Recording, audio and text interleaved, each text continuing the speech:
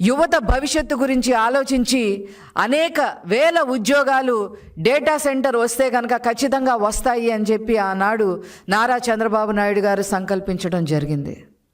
అనుకోకుండా 2019లో వైసీపీ ప్రభుత్వం ముందుకొచ్చింది. ఉత్తరాంధ్రాని సర్వనాశనం చేసింది. నారా చంద్రబాబు నాయుడు గారు తీసుకొచ్చిన డేటా సెంటర్ని, గూగుల్ డేటా సెంటర్ని కాల రాసేసింది. వైజాగ్ని గంజాయిగా ప్రదేశంగా మార్చేసింది. ఉత్తరాంధ్రాని కబ్జాల కోరుగా, భూ కబ్జాల మయం చేసేసింది. కిడ్నాప్కు నిలయంగా చేసేసింది. బ్లాక్ మనీకి అడ్డాగా మార్చేసింది. లిక్కర మాఫియాకి అంకురార్పణ చేసింది. ప్రజల్ని భయభ్రాంతుల్ని చేశారు. అలా 2019 నుంచి 2024 వరకు ఉత్తరాంధ్రాని, ముఖ్యంగా విశాఖపట్నాన్ని సర్వనాశనం చేసి ఎంపీ కుటుంబాలే కిడ్నాపులకి గురైన పరిస్థితులకి తీసుకొచ్చింది.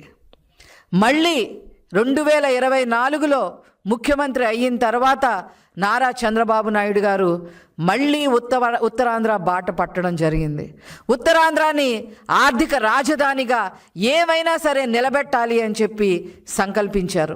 విజన్ 2047లో భాగంగా ఖచ్చితంగా విశాఖపట్నాన్ని తయారు చేయాలి అని సంకల్పించి మరి గూగుల్ డేటా సెంటర్ని తీసుకురావాలని చెప్పి నిర్ణయించుకున్నారు.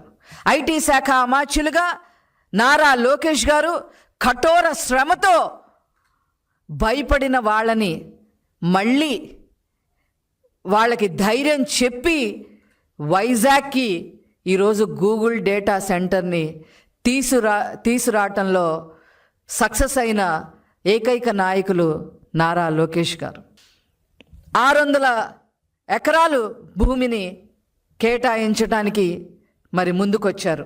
ఈజ్ ఆఫ్ డూయింగ్ బిజినెస్ని స్పీడ్ ఆఫ్ డూయింగ్ బిజినెస్గా మార్చటానికి అహర్నిశలు నారా చంద్రబాబు గారు, నారా లోకేష్ గారు కృషి చేశారు.